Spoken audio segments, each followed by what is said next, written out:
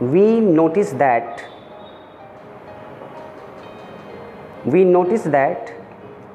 the mind is a restless bird.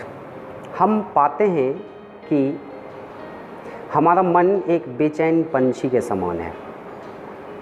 The more it gets, जितना ही अधिक यह पाता है, the more it wants, उतना ही अधिक यह चाहता है, and still remains unsatisfied, और फिर भी ये असंतुष्ट रहता है. The more we indulge in our passions, जितना ही अधिक हम अपनी इच्छाओं में डूबते हैं, हम अपने पैशंस में डूबते हैं, the more unbridled they become, वे उतने ही अनियंत्रित हो जाते हैं. अनब्रिडल्ड, अनकंट्रोल्ड है. Our ancestors therefore set a limit to our indulgences, और इसलिए हमारे पूर्वजों ने set a limit, एक लिमिट को सेट किया, एक सीमा रेखा निर्धारित कर दी, टू आवर इंटेलिजेंसेज, हमें अपने उपभोग के लिए. दे शो दैट, उन्होंने पाया कि, उन्होंने देखा कि, उन्होंने महसूस किया कि happiness was largely a mental condition, कि ये खुशी अधिकांशतः मेंटल कंडीशन यानी मानसिक अवस्था है. उन्होंने ऐसा महसूस किया. Paragraph 6. A man is not necessarily happy because he is rich or unhappy because he is poor. एक इंसान आवश्यक नहीं कि वह खुश होता है क्योंकि वह धनी है, और यह भी ज़रूरी नहीं कि वह उदास है क्योंकि वह गरीब होता है. एक बार फिर से देखेंगे इस पंक्ति को. एक इंसान ज़रूरी नहीं कि वो खुश है क्योंकि वह धनी है, और ये भी ज़रूरी नहीं कि वो उदास है क्योंकि वो गरीब है. The rich are often seen to be unhappy, धनी लोगों को अक्सर उदास देखा जाता है. The poor to be happy, और गरीबों को अक्सर खुश देखा जाता है.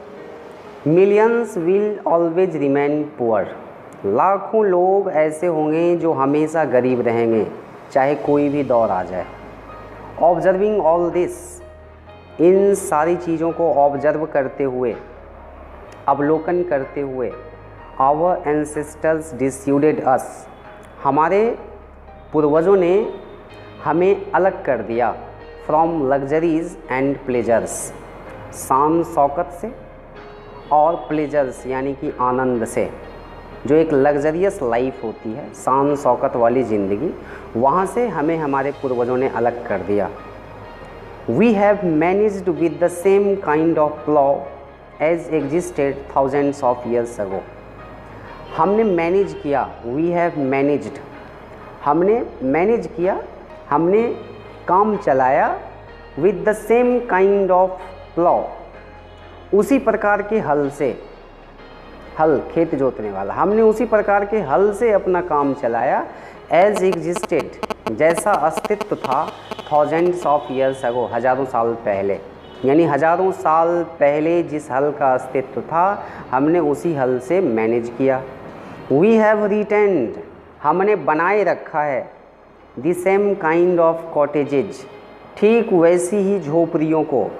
That we had in former times, जो हमारे पास पहले समय में थे यानी प्राचीन समय में थे.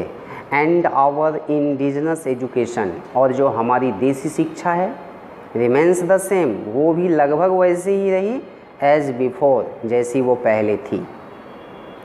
We have had no system of life corroding competition, हमने कभी भी गला काट प्रतियोगिता वाली प्रणाली को नहीं अपनाया, हमने बनाया ही नहीं. हमारे पास कोई ऐसा सिस्टम नहीं था जिसमें लाइफ कोडिंग कंपटीशन, जीवन क्षयी प्रतियोगिता, यानी एक ऐसी प्रतियोगिता जिसमें जीवन का क्षय होता हो, हमने ऐसा कोई सिस्टम नहीं बनाया. Each followed his on occupation और ट्रेड, प्रत्येक व्यक्ति अनुसरण करता था अपने पेशा का या अपने व्यापार का. And charged a regular wage, और वो एक नियमित पारिश्रमिक की मांग करता था। इट वॉज नॉट दैट, ऐसा नहीं था कि वी डिड नॉट नो, हम नहीं जानते थे, हाउ टू इन्वेंट मशीनरी, कि मशीनों का आविष्कार कैसे किया जाता है। ऐसी बात नहीं थी कि हम नहीं जानते थे कि मशीनों का आविष्कार कैसे किया जाता है। But our forefathers knew that, लेकिन हमारे पूर्वज जानते थे दैट कि if we set our hearts, अगर हमने अपना हृदय लगाया आफ्टर सच थिंग्स, इन चीज़ों के पीछे, वी वुड बिकम स्लेव्स, तो हम गुलाम हो जाएंगे। And lose our moral fibre, and lose our moral fibre, और हम अपना चरित्र खो देंगे, हमारा जो नैतिक चरित्र है हम उसको खो देंगे। दे देयरफॉर, इसलिए उन लोगों ने मतलब हमारे पूर्वजों ने, आफ्टर ड्यू डिलीब्रेशन, काफ़ी सोच विचार के बाद, डिसाइडेड दैट, तय किया कि वी शुड ओनली डू, हमें केवल वही करना चाहिए, व्हाट वी कुड, जो हम कर सकते हैं, with our hands and feet, अपने हाथों से और अपने पाँवों से जो काम हम कर सकते हैं हमें केवल वही काम करना चाहिए।